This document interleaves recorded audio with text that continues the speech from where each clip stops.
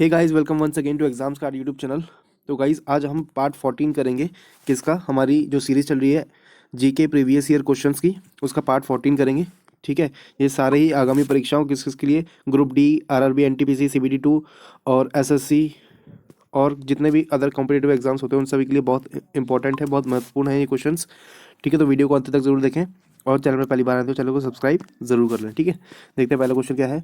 Which of the following is a man made fibre? इनमें से कौन सा मैन मेड फाइबर है?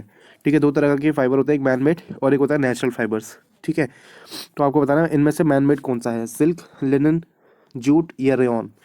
ठीक है, इन चारों में से बताइए क्या है करेक्ट आंसर इस क्वेश्चन का। रेयॉन एक मैन मेड फाइबर है। ठीक है, RAYON रेयॉन, ये क्या है? मैन मेड फाइबर है ना। बाकी सिल्क नेचुरल है, लिनन नेचुरल फाइबर है, जूट भी नेचुरल फाइबर है। ठीक है, रेयॉन एक मैन मेड फाइबर है, ये मनुष्य खुद बनाता है। चलिए next. Which hormone regulate the blood sugar level in the body? तो हमारे बॉडी में जो ब्लड शुगर लेवल होता है उसको कौन रेगुलेट करता है, कौन सा हार्मोन? टेस्टोस्टेरोन, इंसुलिन, थायराइड या एड्रेनलिन? कौन सा हार्मोन इसको रेगुलेट करता है ब्लड शुगर लेवल को? इसका जो करेक्ट आंसर है वो है इंसुलिन। ठीक है, इंसुलिन ब्लड शुगर लेवल को कंट्रोल करता है। ठीक है, चलिए नेक्स्ट देखते हैं। Which river is associated with the Dhuandhar fall? Dhuandhar fall एक वाटरफॉल है। ठीक है, तो वो कहाँ पे है? मध्य प्रदेश में है धुआंधार फॉल, एक वाटरफॉल है। ठीक है, वो किस नदी पे बना हुआ है आपको बताना है, तापी, महानदी, नर्मदा या गोदावरी? ठीक है, जो इसका करेक्ट आंसर है वो है नर्मदा नदी पे बना है धुआंधार फॉल इन मध्य प्रदेश। ठीक है, आपको याद रखना है। Next, whose reign saw the largest extension of Delhi सल्तनत? ठीक है, दिल्ली सल्तनत में सबसे ज़्यादा लार्जेस्ट एक्सटेंशन किसके शासनकाल में हुआ था? मोहम्मद बिन तुगलक, अलाउद्दीन खिलजी, सिकंदर लोदी या गियासुद्दीन बलबन? तो जो इसका करेक्ट आंसर है वो है मोहम्मद बिन तुगलक। ठीक है, Mohammad bin Tughlaq. The sultanate reach its farthest extent during the reign of Mohammad bin Tughlaq. ठीक है, चलिए नेक्स्ट बताइए। Which vitamin among the following is crucial for blood clotting? तो रक्त का थक्का जो बनता है तो उसके लिए कौन सा विटामिन ज़रूरी है ना रक्त का थक्का बनाने के लिए? Vitamin B12, vitamin D, vitamin A या विटामिन ई? कौन सा विटामिन यूज़ होता है रक्त का थक्का बनाने के लिए, ब्लड क्लॉटिंग के लिए? होता है ब्लड क्लॉटिंग के लिए विटामिन B12। ठीक है, vitamin B12 is use for blood clotting. अच्छा, क्या आपको पता है विटामिन B12 का जो साइंटिफिक नेम है वो क्या होता है? अगर आपको पता है तो प्लीज़ एक बार कमेंट करके ज़रूर बताएं, है ना। विटामिन B12 को क्या कहते हैं? चलिए next. Name the capital of Uganda. ठीक है, युगांडा की कैपिटल आपसे पूछ रहा है, तो इनमें से क्या है युगांडा की कैपिटल? आपको बताना है। मोगादिशु, काम्पाला, लुसाका या बुलेंगा? युगांडा की कैपिटल है काम्पाला। ठीक है, युगांडा कहाँ पे है? युगांडा है, देखिए, Uganda officially the Republic of Uganda is a land locked country in east Africa. तो अफ्रीका में एक लैंड लॉक्ड कंट्री है ये। ठीक है, युगांडा जिसकी कैपिटल है काम्पाला। देखिए ये है इसका मैप युगांडा का। ठीक है, ये किस किस के पास है देख लीजिए आप। केन्या इसके पास है। ठीक है, और कॉन्गो है पास में, साउथ सूडान के साउथ में पड़ता है युगांडा। ठीक है, रोवांडा भी यहीं पड़ता है। ठीक है, तंजानिया के नॉर्थ में है। तो ये है इसकी लोकेशन, अफ्रीका में पड़ता है ये। ठीक है, चलिए next. What is Madhubani art? Madhubani art क्या है? The art of story telling, the art of Gujarat, a folk art practice in Bihar, the art of honey extraction. Madhubani किस चीज़ को कहते हैं बताइए? ये है a folk art practice in Bihar. ठीक है, बिहार की एक फोक आर्ट है मधुबनी। चलिए next. Which is not an operating system? इनमें से कौन सा ऑपरेटिंग सिस्टम नहीं है? ठीक है, नहीं। OS X, Windows 7, डॉस या C++? डॉस और Windows 7 तो आप सभी जानते होंगे, यूज़ भी करते होंगे। ये दोनों ऑपरेटिंग सिस्टम है और OS X भी एक ऑपरेटिंग सिस्टम है। C++ एक लैंग्वेज है। ठीक है, कोडिंग के लिए यूज़ करते हैं हम। C++ एक लैंग्वेज है। ठीक है, ऑपरेटिंग सिस्टम नहीं है। Next. Who was the first president of Indian National Congress? Indian National Congress के फर्स्ट प्रेसिडेंट कौन थे? वोमेश चंद्र बनर्जी, बाल गंगाधर तिलक, एलेंट एक्टोविन ह्यूम या फिर जिन्हें AO ह्यूम भी कहते हैं, दादा भाई नारोजी? तो बताइए इसका करेक्ट आंसर क्या होगा? WC बनर्जी, बाल गंगाधर तिलक, AO ह्यूम या दादा भाई नारोजी? क्वेश्चन इजी है बट थोड़ा कंफ्यूजिंग है ना। कई बार कंफ्यूज होता है मैं कि AO ह्यूम इसके आंसर होंगे या फिर WC बनर्जी। तो इसका जो करेक्ट आंसर है वो है WC बनर्जी। ठीक है, इसलिए मैंने ये क्वेश्चन लिए हैं क्योंकि इन क्वेश्चंस में कन्फ्यूजन होती है, कई बार होती है ना। तो जल्दबाजी में ना करें आप कुछ गलती, इसलिए मैं आपके लिए क्वेश्चंस लेके आया हूँ। ठीक है, WC बनर्जी इसका करेक्ट आंसर होगा। First president of Indian National Congress. अच्छा, first women president of Indian National Congress कौन थी पता है आपको? एनी बेसेंट थी first women Indian National Congress की, ठीक है। और फर्स्ट इंडियन वुमेन कौन थी इंडियन नेशनल कांग्रेस की? वो थी सरोजनी नायडू, ठीक है। तो फर्स्ट वुमेन प्रेसिडेंट है एनी बेसेंट, ठीक है, एनी बेसेंट। और अगर पूछे कि पहली Indian women national Congress, Indian National Congress की कौन थी वुमेन प्रेसिडेंट इंडियन, वो थी सरोजनी नायडू, ठीक है, सरोजनी नायडू। ये आपको सारे फैक्ट्स याद रखने हैं, ठीक है, इनमें से कुछ भी पूछ सकता है आपसे। चलिए नेक्स्ट देखते हैं। The oldest oil field in Asia is located in. Oldest oil field कहाँ पे है एशिया की? गुजरात में है, असम में है, अरुणाचल प्रदेश में है, नागालैंड में है। एशिया की भी है और इंडिया की भी है, सबसे ओल्डेस्ट है ना ऑयल फील्ड, तो वो है असम में, ठीक है। Digboi is known as the oil city of Assam where the first oil well in Asia was drilled. The first refinery was started here as early as 1901 में पहली रिफाइनरी चालू की गई थी, ठीक है, कहाँ पे? दिग्बोई में, है ना। Digboi as the oldest oil well in operation, ठीक है। चलिए next. Which of the following is false. इनमें से कौन सा असत्य है ये आपको बताना है। Sound waves are dash waves, ठीक है, sound waves are dash waves, तो आपको असत्य बताना है, ठीक है। प्रेशर वेव्स होती हैं साउंड वेव्स, लॉन्गिट्यूडनल होती हैं, इलेक्ट्रोमैग्नेटिक होती हैं, या फिर मैकेनिकल होती हैं, मतलब नहीं होती हैं, ये आपको बताना है। तो देखो साउंड वेव्स, प्रेशर वेव्स होती हैं, ठीक है, लॉन्गिट्यूडनल भी होती है और मैकेनिकल भी उनको कहा जाता है, ठीक है। साउंड वेव्स के 3 नाम है, प्रेशर वेव्स, लॉन्गिट्यूडनल वेव्स और मैकेनिकल वेव्स, लेकिन इलेक्ट्रोमैग्नेटिक वेव्स नहीं होती, ठीक है, तो ये फॉल्स है, ठीक है। करेक्ट आंसर क्या होगा? Electromagnetic waves. चलिए next. Which of the following coloured light has the lowest frequency. तो इनमें से सबसे लोएस्ट फ्रिक्वेंसी किस कलर की होती है आपको बताना है, ठीक है। ग्रीन, ब्लू, रेड या वायलेट, बताइए। करेक्ट आंसर इसका रेड। रेड कलर की सबसे कम फ्रीक्वेंसी होती है। एक आपको कोड याद रखना है क्या? विबग्योर, VIBGYOR, ठीक है, विबग्योर। इसमें से ये है violet, indigo, blue, green, yellow, orange और रेड, ठीक है। ये हमारा जो वो होता है रेनबो, उसके ये 7 कलर होते हैं विबग्योर, ठीक है। तो इनकी फ्रीक्वेंसी भी इसी रेंज में है। सबसे कम फ्रीक्वेंसी किसकी है? रेड कलर की है। तो सबसे ज़्यादा किसकी होगी? वॉयलेट कलर की, ठीक है। और जिसकी फ्रीक्वेंसी सबसे हाई होती है उसकी वेवलेंथ सबसे कम होती है, ठीक है।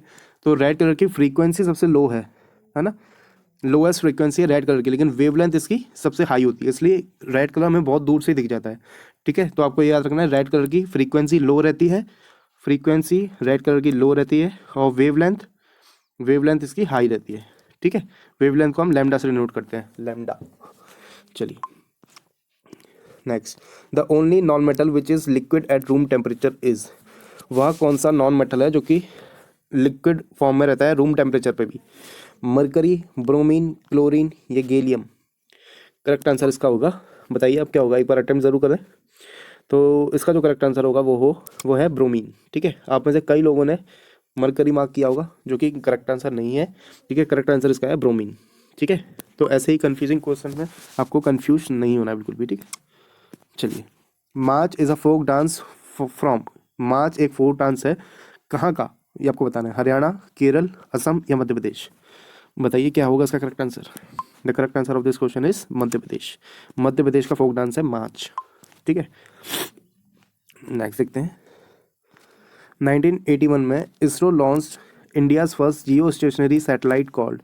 इन 1981 ISRO launched India's first geostationary satellite called Aryabhatta, Apple, Bhaskar second या इनसेट 1B। बताइए क्या होगा इसका करेक्ट आंसर, ट्राई कीजिए।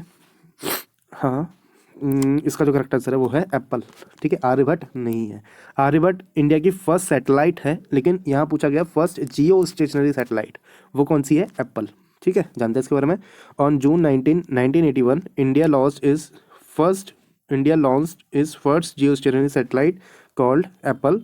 It was an experimental communication satellite launched by the Indian Space Research Organisation ISRO. Apple stands for, Apple का जो full form है वो क्या है? एरियन पैसेंजर पेलोड एक्सपेरिमेंट, ठीक है। एरियन पैसेंजर पेलोड एक्सपेरिमेंट, ये एप्पल का फुल फॉर्म था, ठीक है। तो आपको कंफ्यूज नहीं होना है। फर्स्ट सैटेलाइट इंडिया की आर्यभट्ट है, लेकिन फर्स्ट जियो स्टेशनरी सैटेलाइट पूछ ले तो एप्पल इसका आंसर सही होगा, ठीक है। Next. Which of the following acts under the Indian constitution is described bye article 21। ठीक है, तो हमें आर्टिकल 21A के तहत जो स्वतंत्रता प्राप्त है वो कौन सी स्वतंत्रता है अकॉर्डिंग टू इंडियन कॉन्स्टिट्यूशन, ये आपको बताना है। राइट टू एजुकेशन मिला हुआ है 21A के तहत, राइट टू इन्फॉर्मेशन है, रिप्रेजेंटेशन ऑफ द पीपल है, या फिर right to freedom of religion है। बताइए क्या होगा इसका करेक्ट आंसर। अंडर आर्टिकल 21 में लिखा हुआ है कि we have the right to education, मतलब 6 से 14 साल के बच्चे को एक बेसिक एजुकेशन मिलनी चाहिए फ्री ऑफ कॉस्ट, ये आर्टिकल 21A के अंदर लिखा हुआ है। ठीक है, right to education is the correct answer of this question. और आर्टिकल 19 के अंदर हमें 6 तरह की स्वतंत्रता प्राप्त है। अगर आपको इनके बारे में नहीं पता है तो ऊपर कार्ड में एक लिंक आपको मिल जाएगा। ठीक है, उसमें आर्टिकल 19 के अंदर जो भी स्वतंत्रता हमें प्राप्त है 6 प्रकार की, उसके बारे में एक वीडियो मैंने बनाया हुआ है पहले। अगर आपने वो नहीं देखा तो इस वीडियो के बाद उसको ज़रूर देख लेना, आपके सारे डाउट्स क्लियर हो जाएंगे ऑफ आर्टिकल 19। ठीक है, चलिए नेक्स्ट देखते हैं। Next question. अच्छा भाई क्या हो गया, सॉरी। देखिए, how high is the badminton net at the centre. ठीक है, बैडमिंटन की जो नेट होती है वो कितनी ऊंचाई पे लगाई जाती है, सेंटर पे। ठीक है, 5 feet, 5 foot 1 inch, 5 foot 5 inch, या 4 फुट 8 इंच। शायद कुछ लोगों ने आंसर देख लिया होगा। 5 फीट। ठीक है, क्या हो रहा है इसका, जस्ट अ सेकेंड। हाँ, तो आंसर इसका क्या है, 5 feet. The net is 1.55 metre, 5 foot 1 inch high at the edges and 1.524 metres, यानी 5 feet high at the centre. मतलब ये नेट होती है इस तरह से, जैसे ये बैडमिंटन कोर्ट है मान लीजिए। ठीक है, तो यहाँ पे अगर ये नेट लगी हुई है, ठीक है, तो ये जो एजेस पे है ना, ये आपकी नेट है। ठीक है, इस तरह से नेट बनी होती है। तो यहाँ पे जो एजेस पे जो इसकी हाइट रहती है वो कितनी रहती है, 5.1 इंच, और ये जो सेंटर है, सेंटर पे इसकी हाइट कितनी रहती है, 5 फीट। ठीक है, ऐसे दो तरह से जब कोई भी चीज़ को आप पकड़ोगे तो ऑब्वियस है कि बीच में से कोई सपोर्ट नहीं होता, इसलिए वो थोड़ी सी झुक जाती है ना, इसलिए उसकी हाइट कितनी हो जाती है, 5 फीट हो जाती है, और यहाँ पे 5.1 इंचेस। ठीक है, ये बेसिक कॉन्सेप्ट है। चलिए next, the operating system Unix is the trademark of. ठीक है, तो यूनिक्स किस कंपनी का एक ऑपरेटिंग सिस्टम है, ये आपसे पूछ रहा है। माइक्रोसॉफ्ट का है, बेल लैबोरेटरीज का है, एप्पल का है, या मोटोरोला का है। Unix operating system, Unix operating system है बेल लैबोरेटरीज का। ठीक है, Unix was developed by AT&T corporations Bell Laboratories in the late 1960 में ही बन गया था यूनिक्स ऑपरेटिंग सिस्टम। ठीक है, next, which of the following is the most common kidney stone forming compound. ठीक है, तो किडनी में जो स्टोन बनती है, जैसे आमतौर की भाषा में हम पथरी से जानते हैं, पथरी कहते हैं इसे। ठीक है, तो वो किस चीज़, किस कंपाउंड के कारण बनती है। ठीक है, स्टोन फॉर्मिंग कंपाउंड क्या होता है, calcium oxalate, magnesium oxide, sodium bicarbonate, या मैग्नीशियम सिट्रेट। किस चीज़ से बनता है वो स्टोन जिसे हम पथरी कहते हैं, वो बनता है कैल्शियम ऑक्सलेट से। ठीक है, ए इसका करेक्ट आंसर हो जाएगा, कैल्शियम ऑक्सलेट। ठीक है, next, in 2015 underground glacier of frozen water was discovered on। ठीक है, underground glacier of frozen water वो डिस्कवर्ड ऑन, किस प्लेनेट पे पाया गया था ये चीज़, मार्स, वीनस, जुपिटर, या सैटर्न। करेक्ट आंसर इसका मार्स पे पाया गया था। ठीक है, अगर आपको हमारी वीडियो इन्फॉर्मेटिव लग रही है, क्वेश्चन इंपॉर्टेंट लग रहे हैं, तो प्लीज़ वीडियो को लाइक ज़रूर करें एक, है ना, फ्री में वीडियो नहीं देखना है, लाइक ज़रूर करें एक, है ना। बाकी चैनल पे पहली बार आए तो चैनल को सब्सक्राइब कर ही लें। The filament of light bulb is made up of. तो लाइट बल्ब का जो फिलामेंट होता है वो किस चीज़ का बना होता है, प्लेटिनम, टेंटलम, टंगस्टन, या फिर एंटीमनी। करेक्ट आंसर है इसका टंगस्टन का बना होता है फिलामेंट।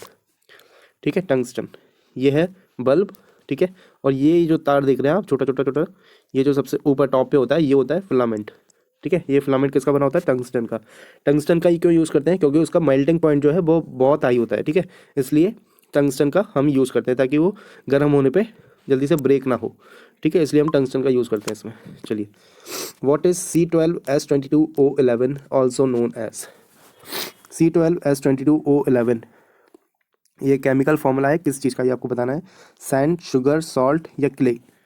करेक्ट आंसर इसका शुगर का फॉर्मूला होता है C12S22O11। ठीक है, शुगर भी कई प्रकार की होती है, माइल्टोस होता है, सुक्रोज होता है, लैक्टोज होता है ना। तो ये जो फॉर्मूला दिया हुआ है C12S22O11 ये होता है सुक्रोज का। ठीक है, it is also known as table sugar, जो कि हम घर में यूज़ करते हैं, टेबल शुगर, उसी का ये फॉर्मूला होता है C12S22O11। ठीक है, चलिए नेक्स्ट देखते हैं। In tennis hard court is a type of court whose surface is made of. ठीक है। टेनिस में 2-3 तरह के कोर्ट यूज़ किया जाते हैं, है ना। एक क्ले कोर्ट होता है, ग्रास कोर्ट होता है, कारपेट कोर्ट होता है, और एक कॉन्क्रीट भी होता है। ठीक है। तो इसमें से जो पूछ रहा है आपसे हार्ड कोर्ट कौन सा होता है, तो हार्ड होता है कॉन्क्रीट वाला। ठीक है, कॉन्क्रीट वाला। क्ले वाला तो मिट्टी का बना होता है, ग्रास वाला घास का होता है, कारपेट में कारपेट बिछाई जाती है, और कॉन्क्रीट वाला कॉन्क्रीट से बना होता है। ठीक है, तो ये होता है hardest court of tennis. Next, the national song of India was compose bye. तो जो नेशनल सॉन्ग है वो किसने कंपोज किया था, इस क्वेश्चन में हम कई बार कंफ्यूज होते हैं। ठीक है, मेनली ये 2 नामों में, रविन्द्रनाथ टैगोर एंड बंकिम चंद्र चटर्जी।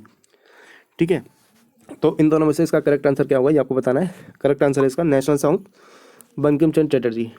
ठीक है, तो आपको ये याद कैसे रखना है, मैं आपको थोड़ा सा ट्रिक बता देता हूँ। नेशनल सॉन्ग होता क्या है, वंदे मातरम होता है, वंदे मातरम, वंदे मातरम, है ना। तो आपको याद ऐसे रखना है, वी और बी दोनों सिमिलर साउंड वर्ड है, वी और बी।